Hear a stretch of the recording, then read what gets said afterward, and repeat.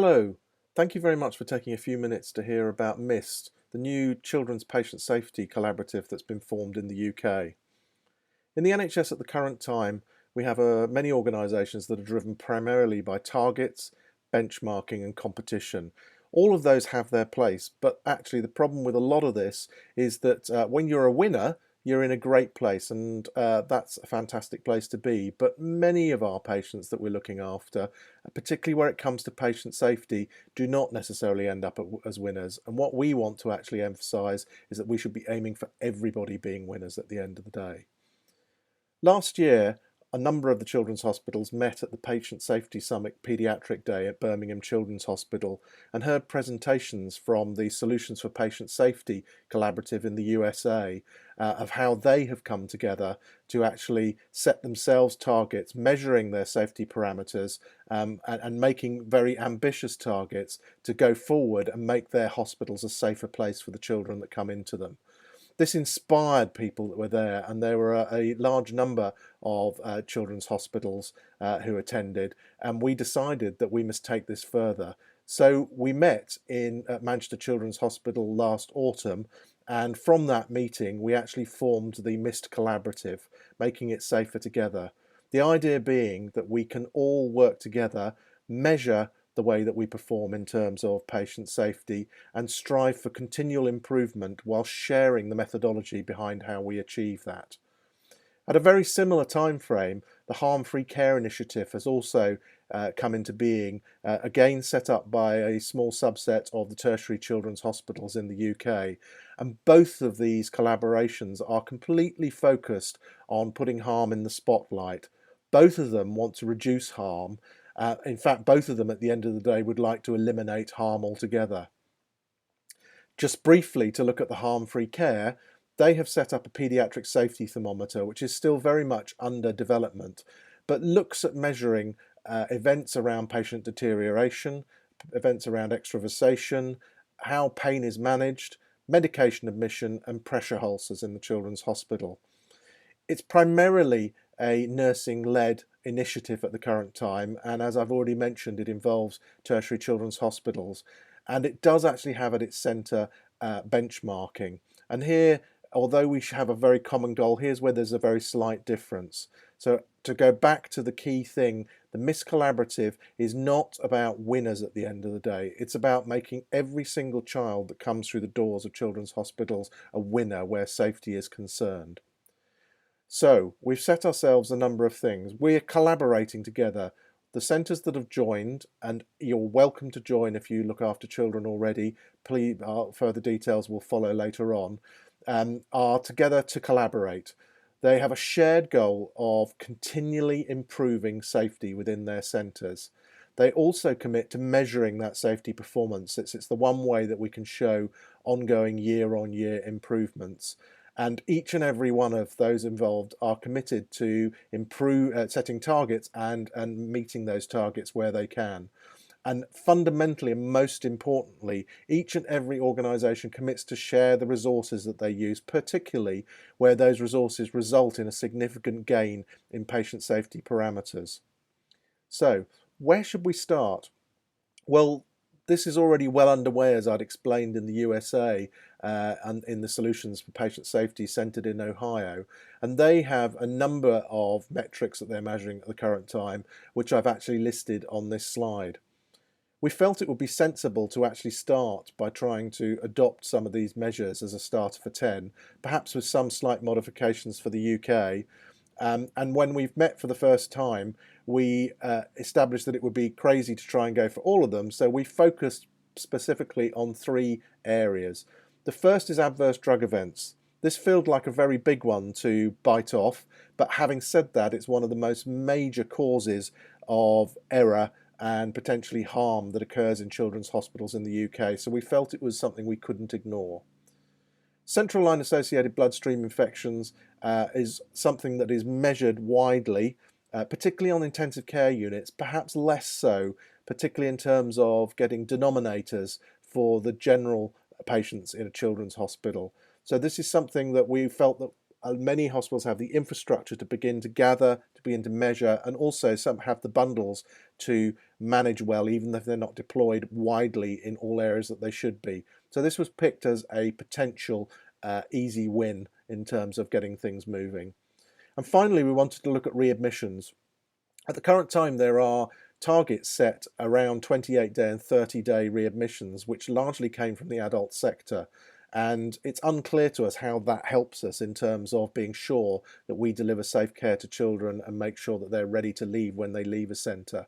So we decided that we would take the US definitions and work on a 7-day readmission, because this would be an easy thing to adapt and get information on, and we'd very quickly be able to see whether we seem to have a problem in the UK. It also has the benefit that it's widely applicable, and not just applicable to tertiary centres, but applicable to each and every other centre that looks after children along the way. Further details of everything that I'm talking about can be found on the website at www.mistuk.org, and this will be building all the time. We're going to have forums for all of the areas that we're looking at with ongoing discussions, but also areas with resources shared from each and every hospital, so that if you're trying to work on something in your centre, then you should be able to find a toolkit from elsewhere that you can develop, find what works for you, and improve exactly the same areas in your own hospital through the expertise that's been gained in many other centres. And it's very much intended to be a discursive exercise where hopefully if you join us and you learn something new, you adapt something in some way, we hope you will then feel able to upload onto the website further information so we can share it more. We're also organising a number of meetings. We've most recently met in Liverpool very recently, just before the 2014 patient safety meeting, and we're able to really make some of our plans concrete, of which there is more information on the website. A number of the things that we've talked about specifically, though, are around inclusivity, and our target is really to involve each and every children's centre in the UK that delivers healthcare to children. We started with primarily the tertiary organisations because I think there's a core of activity going on there, but we would welcome you on board from any organisation that wishes to join us as soon as possible. And we most certainly want to look at alternative targets that we might actually be pursuing to see whether we can target improvements in other areas that we're not capturing through the initial work that we're doing. So the breadth, essentially, we want to broaden. The targets we haven't set yet, but once we've got things rolling and got some data coming into the website, which we anticipate to be happening over the next few months, we will set ourselves some goals of what we're going to achieve over the next year so that we can actually plan forward and people can be driven. But I emphasise this target is around each and every organisation trying to improve themselves. We are not at any point intending to generate any sort of table of performance where people can be benchmarked against one another to say that someone is the best and someone is the worst. We will be asking organisations who've made major improvements in any of the parameters to share how they did that. And certainly those that are at the top, we will also celebrate by asking them please to share their data. And in signing up to join MiST, we would ask you to commit to do that. So if you show a massive increase in performance in a particular safety area, or you are the best performing, we would want you to please share all of your packages with everybody else so everyone can take the best bits from them, adapt them into their own organisations and learn. And that's what we want to do. Each and every year we want to get better. And this difference of just individual organisations improving from year to year comes down to a measure of homogeneity and how much we need to maintain that. So in an ideal world, we're quite clear that we'd like to come to a point where everyone is measuring each of the parameters in exactly the same way. But on the other hand, given that the main objective is that each organisation improves year on year, we are very much in a position at this point in time of accepting that some organisations may measure things in slightly different ways, and therefore they'll use very slightly different figures. So a comparison actually directly between organisations will not necessarily be valid from the data that we have. However, the ongoing data showing improvement within organisations will very definitely be valid, and that's something that we'll be keeping a track on. We have discussions at the current time around funding, and as this project spins up, we anticipate that there will be additional IT costs around the website and data gathering. But at this stage, we're running this from the resources available from the organisations involved, and we will be revisiting that in the future. We've also had a number of conversations about data security, and this brings us back to the benchmarking issue that we're very much trying to avoid. We're collaborating, not competing. The concerns were that by gathering this data together, we potentially could put ourselves in a place where, under a freedom of information request, we could we'd be releasing data that would allow someone to identify the worst as well as the best performing people. After much discussion on this, we've taken a pragmatic approach. We're going to collect things in a very simple way to start with, which would not immediately lend itself to this sort of inquiry. However, in due course, all of the data that's being submitted is going to be available from each and every trust involved with the collaborative, and therefore, although we would potentially make it easier for a particular organisation to put an FOI request into us, actually, if they want to find the information out, they would simply be able to do it by putting FOI requests into each and every organisation involved.